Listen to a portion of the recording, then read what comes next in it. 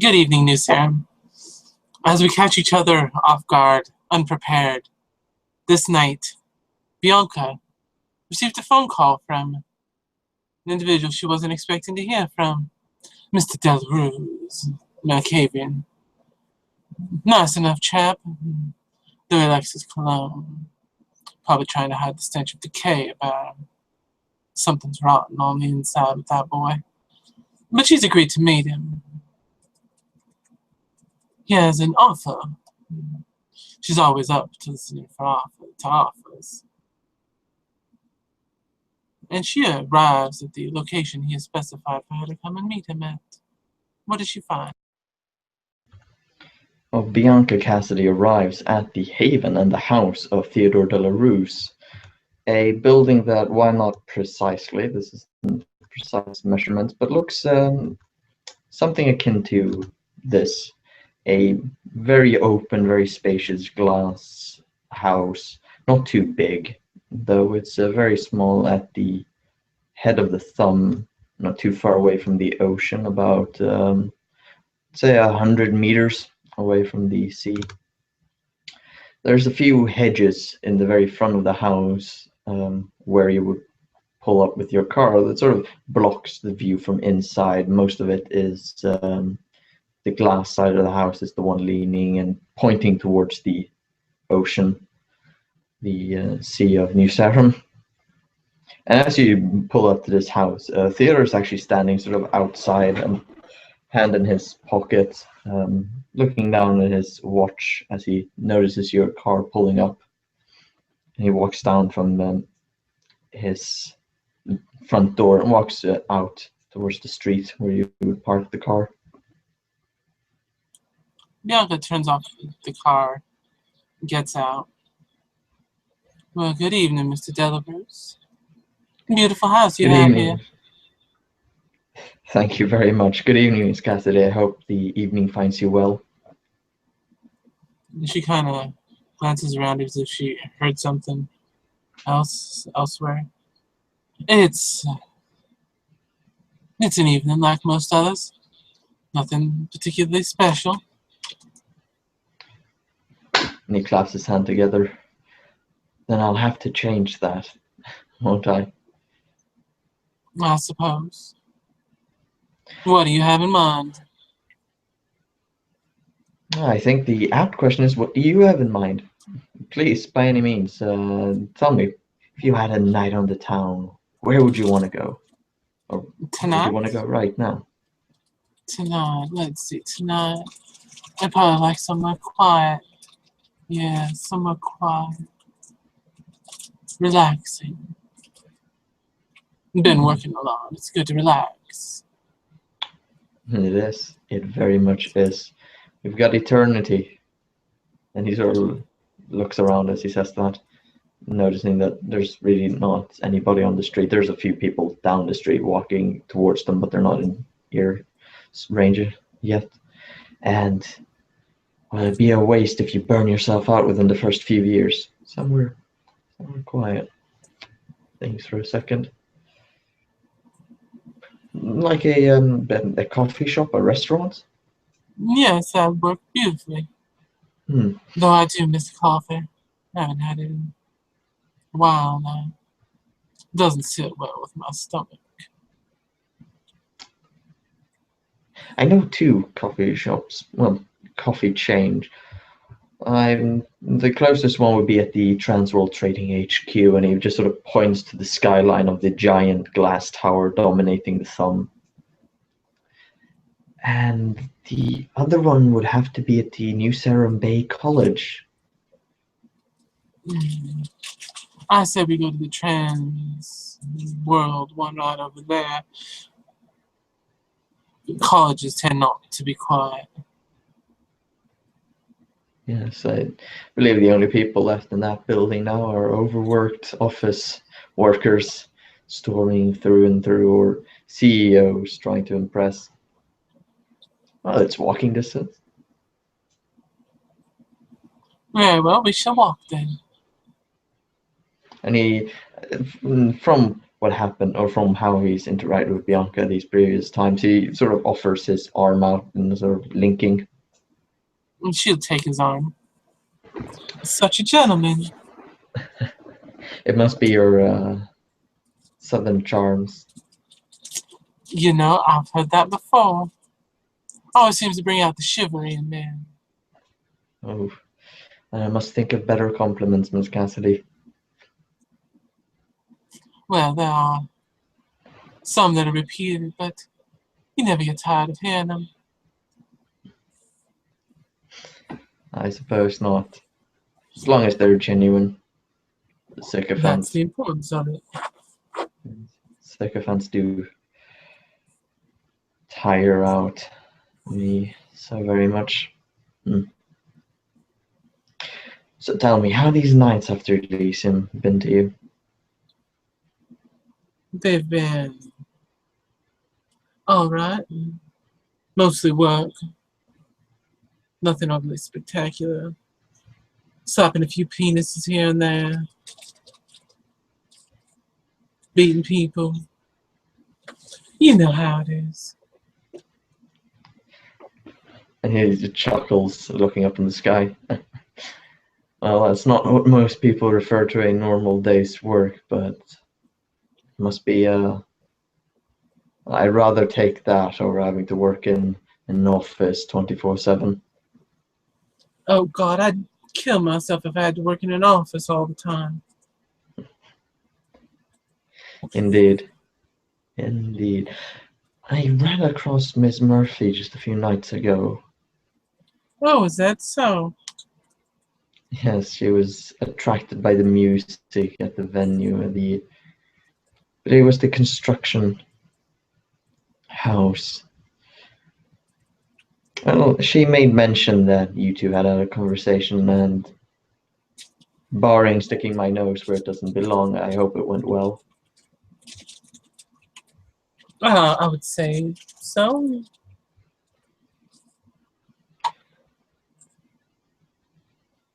And her phone rings. One moment, please. Of She course. pulls out her cell phone, takes a few steps away. Hello? Hello, my dear. Yes, I'm still available for that session. Certainly. Yes, I'll see you tomorrow then. Does that work, my dear? Excellent. Be a pleasure doing business with you. Goodbye. And she hangs up the phone and puts it back into her purse. And Theo again offers his hand, and sort of one arm behind his back, the other one leant forward in a linking manner. And she again takes his arm. Business as usual. Yes, business as usual. She has a They bit of a turned grin on her face at this point. As they turn the corner, the Trans World Trading HQ, you get used to saying that, sort of just appears in front of this massive glass tower, just skyrockets up in the sky, maybe reminiscent of the Tower of Babel, certainly for people who were around at that time. This is a huge building, but the downstairs area, the ground floor, is all lit up still, even this late at night, with a coffee shop being opened in one of the side of it. And well, as they walk in, it's still very quiet. It's late at night, mostly just workers are far, far, far above them, typing away at their keyboards, and the sort of entree is very deserted, I'd say,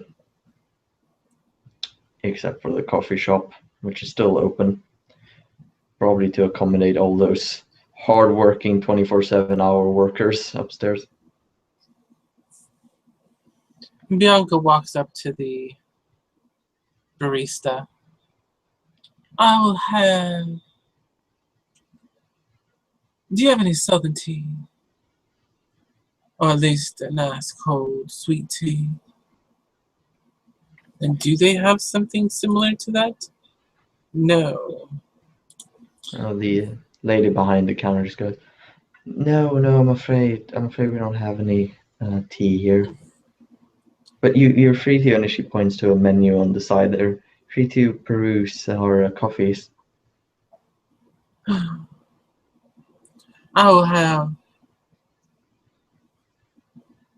a tall double venti macchiato, blah, blah, blah, something. I don't even know what coffee drinks are. I probably just said like 3 sizes of drinks in the same one, so I don't know. She ordered something. And the lady nods and sort of turns her attention to Theodore, seeing as they are the only two actually in the coffee shop at this point.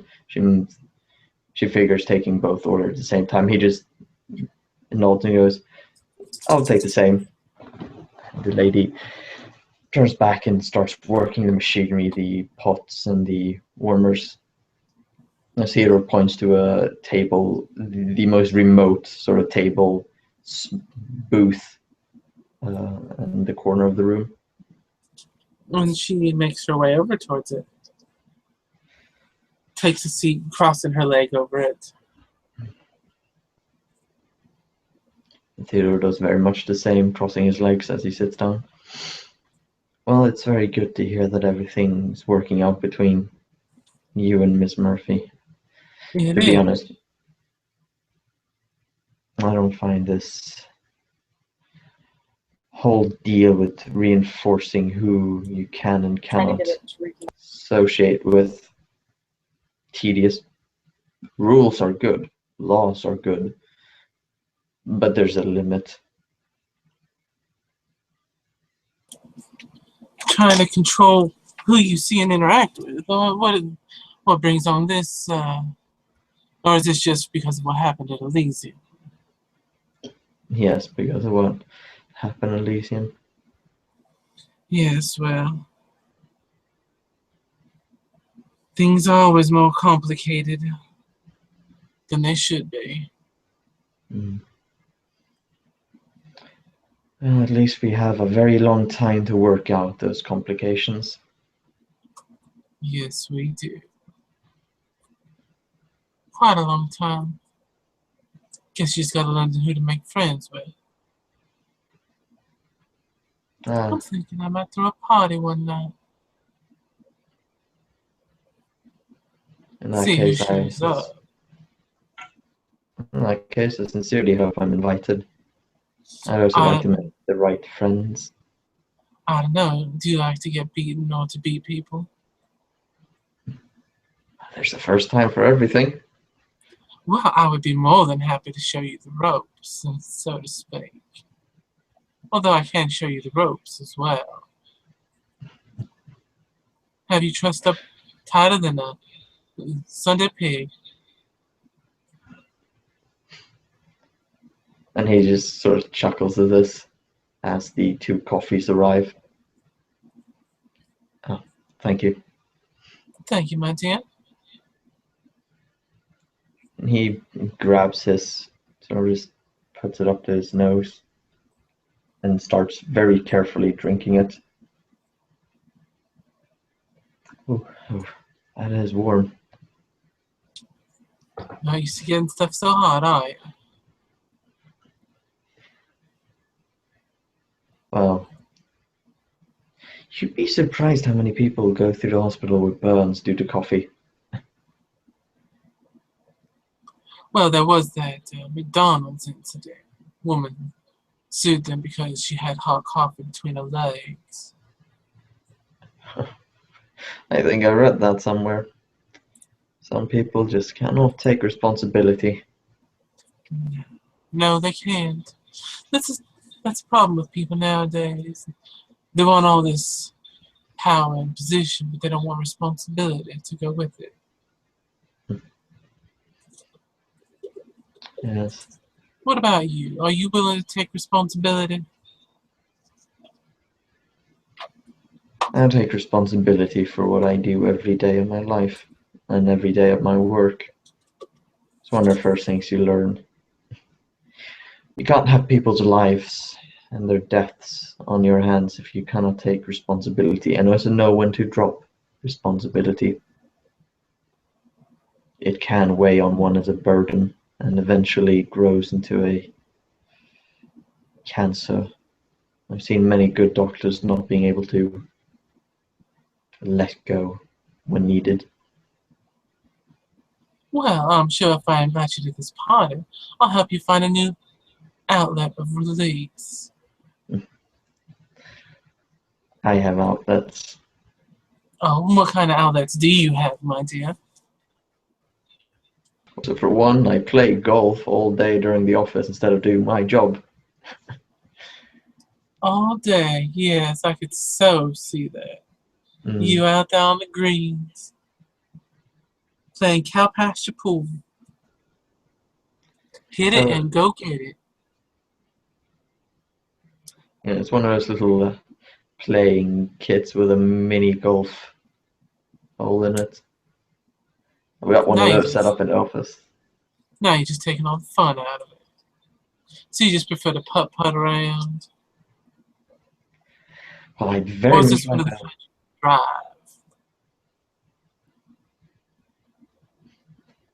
I very much like to have an office big enough to do anything more than putt. But no, in all seriousness, I enjoy enjoyment. You But enjoy enjoyment. I take in what I can, explore. A play one day, a performance the next, a movie, a good new restaurant. It's a it's a beautiful city. It's a shame to live in it and let it go to waste. It is quite a shame. Hmm.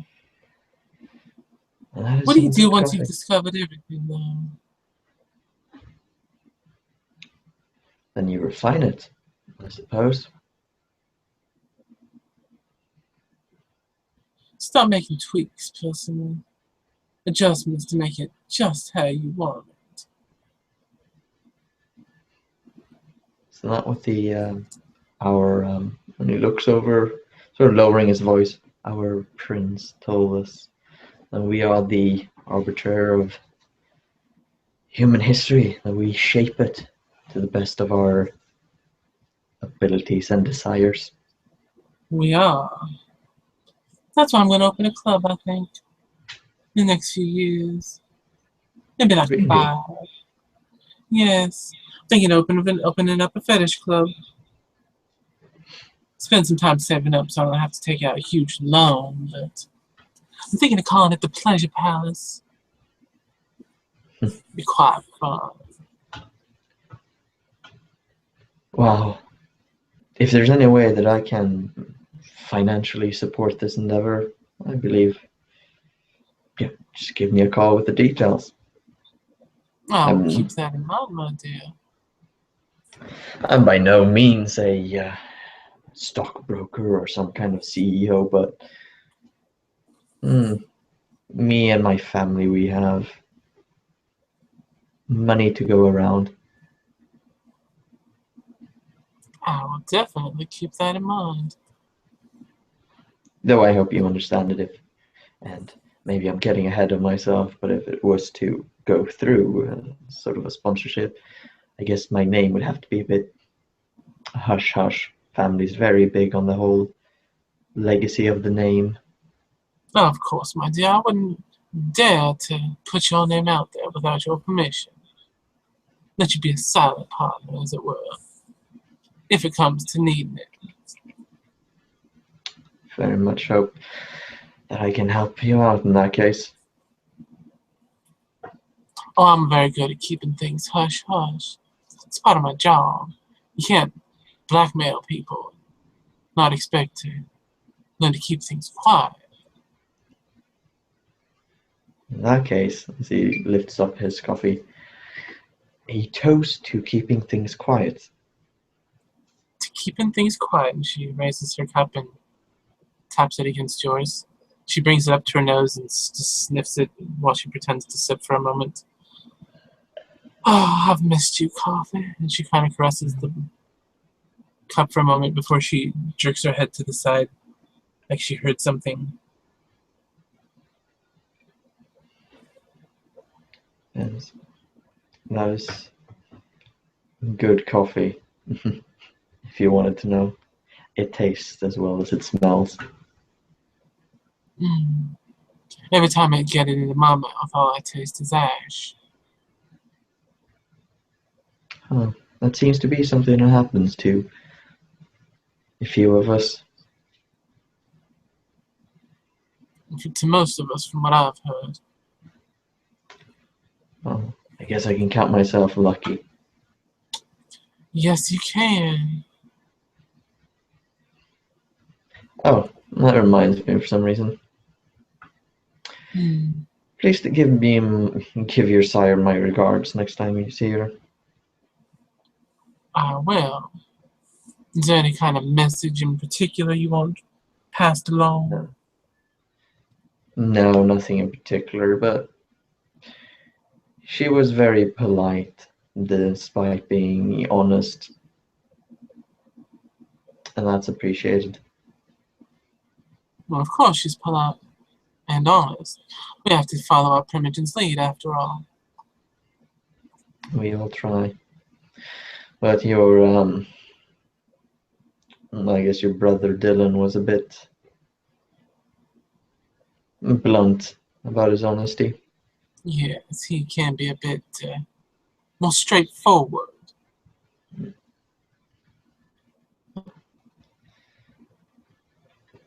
I just enjoy somebody who can be honest but be polite. I guess it's I was raised a Southern lady. Of course, I learned to be polite. It's unbecoming not to be. true. But were you taught to be honest? I guess there's no real way to answer that question without it becoming a question of riddle. Like the one about the two men. One can only tell the truth, one can only tell the lie. And you'd have to ask them the question to get to town. Funny one. Yes. How do you learn to be honest? And she all of a sudden seems like her gaze is like a million miles off. And Actually, she the kind same of with Theodore. flinches. I don't know if you're noticing, but she actually starts kind of flinching at whatever memory is going through her or thoughts are going through her. And she's remembering the honesty being beaten out of her before she finally shakes her head. Sorry, I guess I got caught up in my own mind for a moment. I do apologize. It's very rude. No, not at all, Miss Cassidy. I hope there's nothing troubling. Troubling. And you see her fidgeting with the string of her purse. Troubling. No, not troubling. Not at all. Just distracted, I suppose. Um,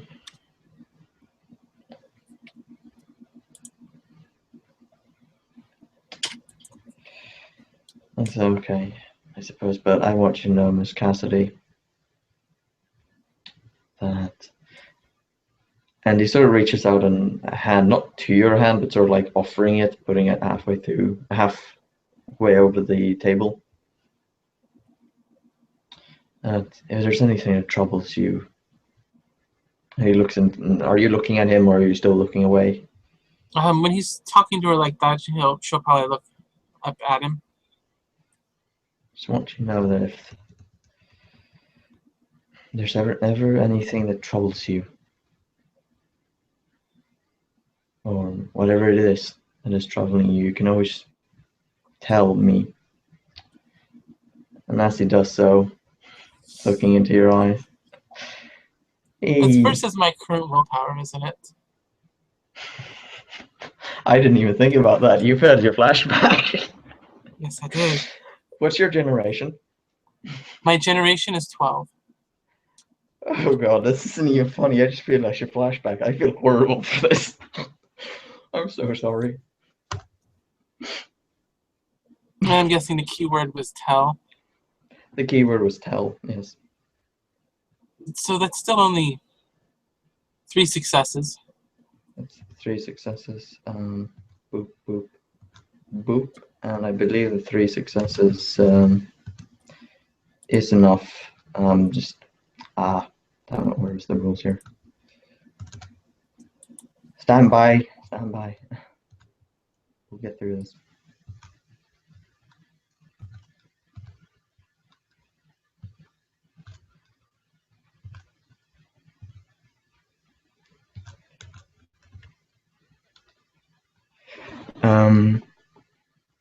Well, there's no actual direct correlation between dice. It just says that the more successes, the more vigor.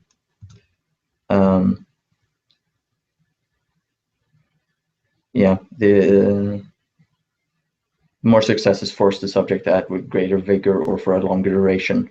Continue for a number of turns, go on, fun, laughing, jag, or scream uncontrollably. So yeah, 3 successes. I'll leave that up into you, how much you think she would tell.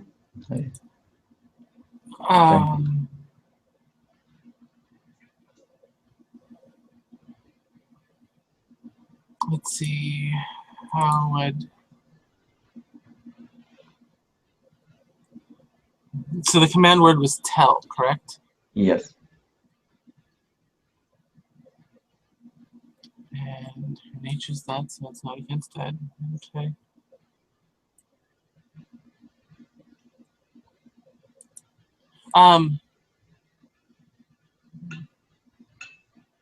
She looks more agitated as you say this. In her mind, she's going over all the things that are troubling her. And the first thing that jumps out is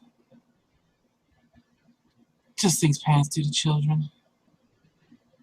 It's not right. It's not right. I understand them doing things to try and help the child, but there's a point when what they're doing is not helping the child. You can see her eyes are reddening as she's talking about this.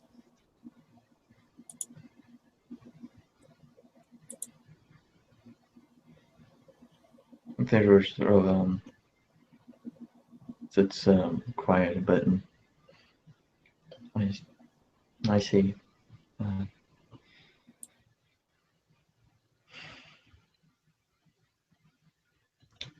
very sorry to hear that, Miss Cassidy.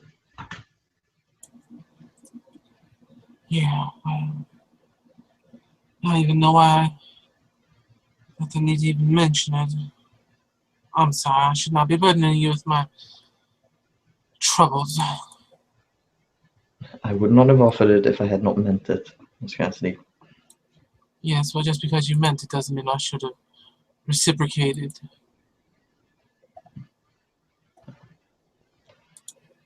It's unbecoming of me, and I do apologize. No need to, please. Whether or not it was a momentary moment of insanity or whatever, I appreciate the trust. You see her wringing her hands, and you can see they're turning very... Actually, you won't see the color they're turning because she has her gloves on. You see she's just wringing her hands very slowly at the moment. Her hands are almost shaking while she does it. I'm very sorry to have brought these things up. I should apologize. I guess I just don't know when to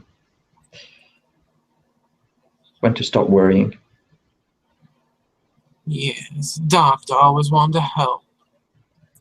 Some things don't need help. Some things that need to just be left alone. I understand.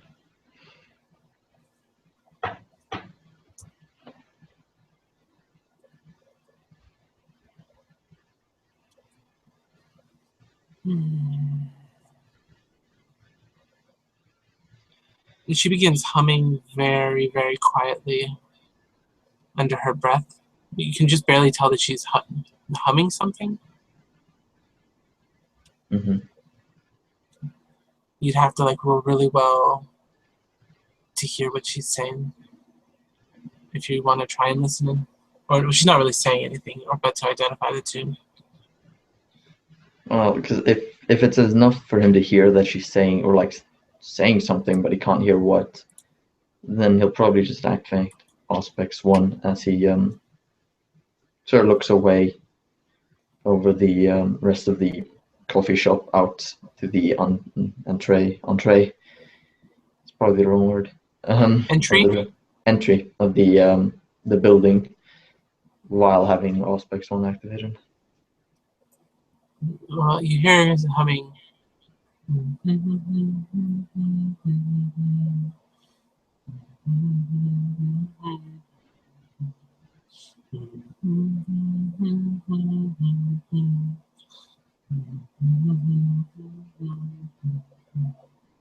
And Theodore closes his eyes when he hears it's just this humming, and this sort of calming yourself down. It's almost indescribable. It's the muscle contraction. How do you describe what it feels like to blink in a way, that sort of involuntary movement, but it's a involuntary mental movement. And he sort of just, every sound around him dims back to the normal spectrum again. The smells of the coffee, the feeling of his clothes, the seat he's sitting on, the smell of the taste of coffee in his mouth, which he didn't taste before, but with enhanced senses, you can still feel the residue of it. It sort of fades into the background again. Oh.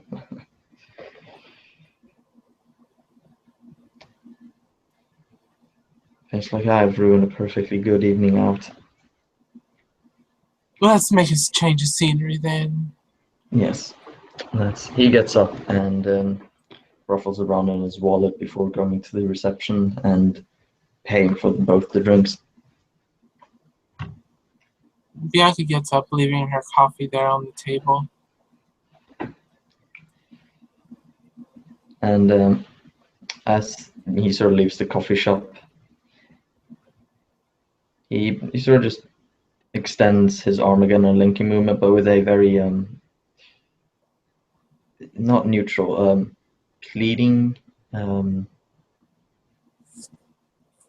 genuine sort of are you okay? Sort of this facial expression of concern, maybe genuine. I was to see if she even noticed it because she's kind of lost in her own head. She sees it and puts her arm through, but it's not the friendly, polite arm that you were holding earlier.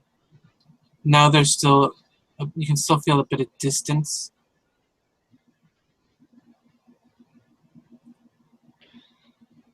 As they sort of leave out into the crisp air night again. So, Miss Cassidy, where would you have us taken to? Isn't there a new club opening up tonight? Maybe we'll go there. Club Gemini? Yes, I think I've heard that. Sounds like a brilliant idea. Well, I'm not quite sure where it is. It's a walking distance. Should we We'll need to drive, if I remember correctly. Well, in that case, then.